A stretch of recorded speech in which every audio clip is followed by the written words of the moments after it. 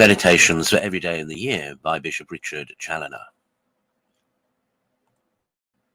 February 3rd. On the parable of the labourers in the vineyard. Consider first that on this day we enter upon a time of devotion and penance in the way of preparation for the solemn fast of Lent, and therefore we are called upon by the Church, both in the Epistle and in the Gospel of Septuagesimus Sunday, to begin now at least to be quite in earnest in the great concerns of our soul.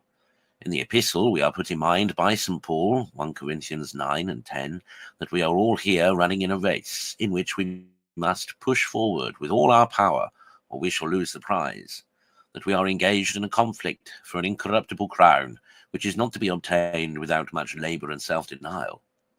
That, if we are not in earnest, notwithstanding all the distinguished favours we have received and daily receive from God, we shall be in great danger of being excluded, like the Israelites, from the true land of promise. In the parable of the Gospel, we are put in mind that we have but one business in this world, which is here represented under the figure of labouring in the vineyard of our Lord. That in this labour we are to spend the short day of our mortal life, and by persevering till night in this labour we are to secure to our souls the wages of a happy eternity. Oh, let us attend well, that we may learn these great lessons. Consider secondly, in the parable of this gospel, the infinite goodness of God manifested to us in that perpetual attention of his in every age, since the beginning of the world, and in every part of the life of man, by which we are invited by his divine graces and calls to go out and to hire and to send labourers into his vineyard. And after all, what need has he of our labour? Or of what service can we be to him? Or what can we give him which he does not first give to us? Why then does he press us to labour in his vineyard? Oh, 'tis his pure goodness and love, that he may make us forever happy by our serving him here and enjoying him hereafter. But what then is the meaning of this vineyard of our Lord, and what is this labour that he calls for at our hands?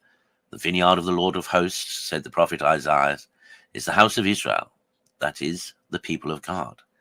Yes, our own souls are the vineyard we are commanded to cultivate. No one can be excused from his share in this labour. Every one must at least take care of one.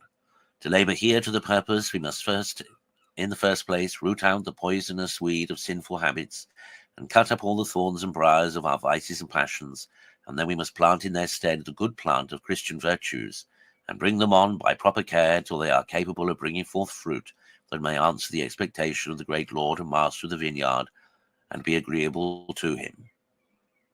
Oh, how happy shall we be if, by our labours and his blessing, we so cultivate this little part of the Lord's vineyard that falls to our share, as to engage him to come to us and recreate himself there with us.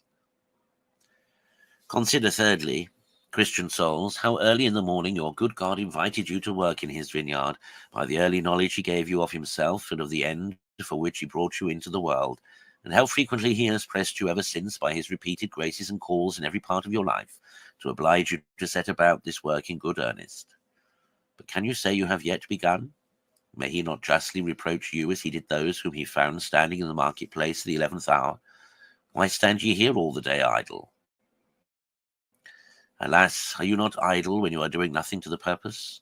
And has your not whole life hitherto been spent in doing nothing to your purpose? Nothing to answer the great end, the only business for which you were made?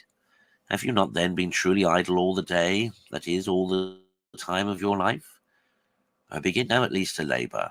Perhaps this is your last hour, your day is fast spent, the night is coming on when no man can work, John 9:4.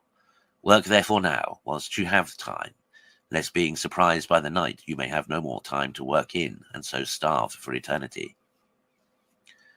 Conclude to make good use of this fresh summons by which you are called upon this day by God and his Church to go and labour in the vineyard of your souls, lest otherwise, by not corresponding with the call and receiving the grace of God in vain, you verify in yourselves that sentence with which our Lord concludes the parable of this Sunday.